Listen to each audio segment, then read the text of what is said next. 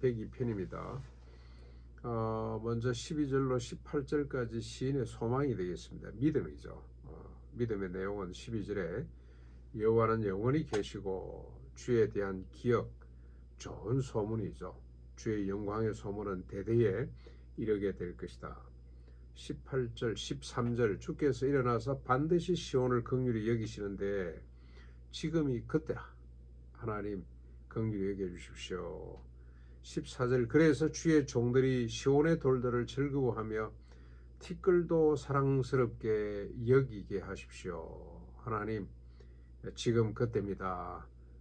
주님이 일어나셔서 우리를 긍휼히 여겨 주셔서 시온의 돌들조차도 사랑스럽게 보이게 해주십시오. 그 다음에 15절 이걸 지켜보는 문나라가 여호와의 이름을 경외하며 모든 왕들이 주의 영광을 경외하게 될 것입니다. 지금 절체절명의 위기 가운데 있습니다만은 하나님이 그의 백성들, 하나님의 백성들이 사는 시온을 긍휼히 여기사 뭇 백성들, 여러 나라 왕들이 주님을 경외하게 될 것이라고 확신하고 있습니다. 왜냐 여호와께서 시온을 건설하시고 영광을 나타내시기 때문에 그렇다. 17절 여호와께서 빈궁한 자의 기도를 돌아보시며 그들의 기도를 멸시하지 않으신다. 이 일이 장래 세대를 위하여 기록되리니 창조함을 받은 백성이 여호와를 찬양하게 될 것이다. 참 대단한 믿음입니다.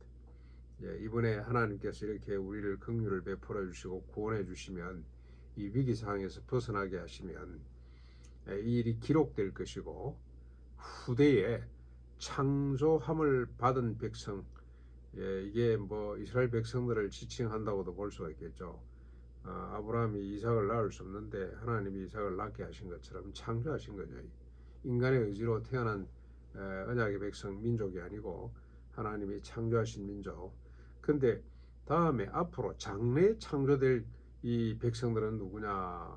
십자가 부활로 거듭날 새롭게 태어날 다시 태어나는 거죠.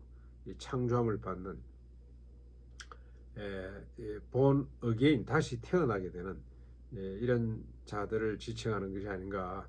신의 믿음은 그렇게 확장되어 간다는 생각이 듭니다. 18절입니다. 그리고 19절부터 24절까지는 이제 신의 상황입니다. 상황. 강구하게 되는 동기고 그리고 또 확신도 나옵니다. 먼저 23절에 상황이 나오는데 그가 내 힘을 중도에 쇠약하게 하시며 내 날을 짧게 하셨도다.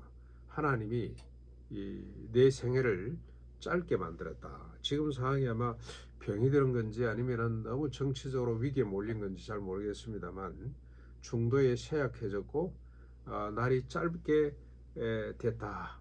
하나님의 언약의 백성이고 특별히 지도급에 있는 이스라엘 백성들을 이끌어야 되는 사람인데 지금 이런 위기에 봉착해 있는 것 같습니다. 24절에 그래서 하나님 앞에 간구합니다. 하나님이여 나의 중년에 나를 데려가지 말아 주십시오.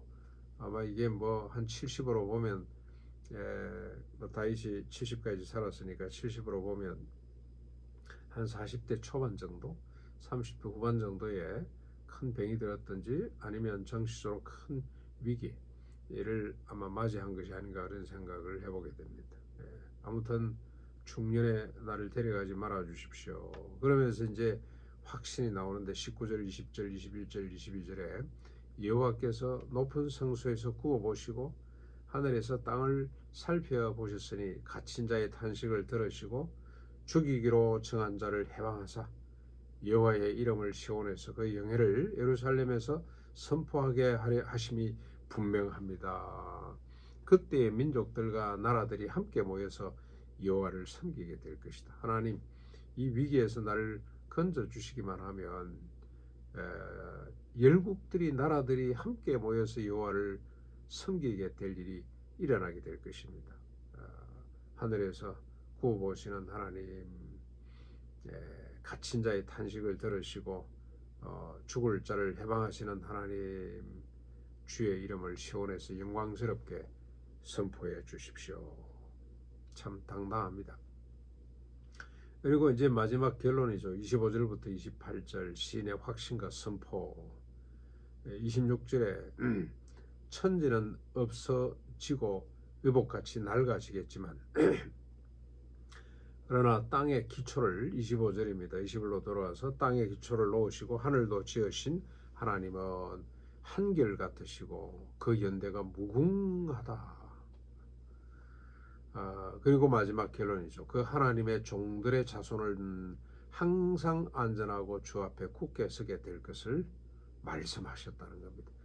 그러나 이 자신의 개인적인 어떤 뭐 질병, 병으로 이게 이제 뭐 이렇게 고통을 당한다면 이 후손까지 이렇게 걱정을 뭐 했겠습니까?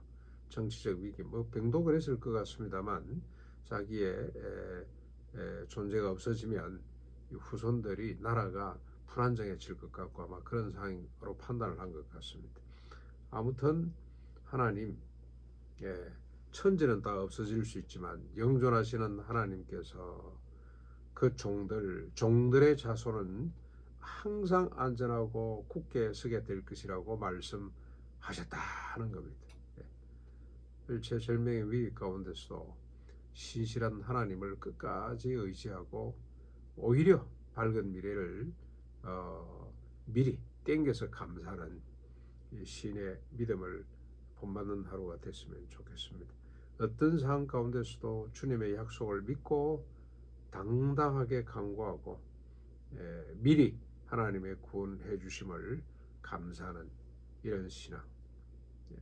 우리가 당면하는 여러 가지 위기들, 우리하고는 뭐 상관이 없는 게 아니고 날마다 우리가 당하는 위기들, 내 내면에서 당하는 위기들, 그 위기를 볼 때마다 특별히 저는 목회하면서 뭐 이유도 없이 관계가 뒤틀리고 꼭 보니까 1년에 한 서너 차례 정도는 위기가 오는데 아무 이유도 없이 오는 특별히 관계가 뒤틀릴 때 딱 하나 붙들고 하나님 앞에 간구하는 것은 교회는 한 몸이다. 우리가 교회로 부름을 받았다는 것은 한 몸으로 부름을 받았다. 그건 하나님의 뜻입니다. 제 의지도 아니고 교회를 세우신 주님의 뜻이기 때문에 그 하나님이, 그 주님이, 머리 대신 주님이 가만히 계시지 않을 것이다. 이 위기를 반드시 극복하게 하실 것이고, 그리고 선한 결과 하나님의 살아계심이 이 위기 때문에 더 선명하게 드러나게 될 것이다 라고 믿으면 그냥 인내하는 거죠.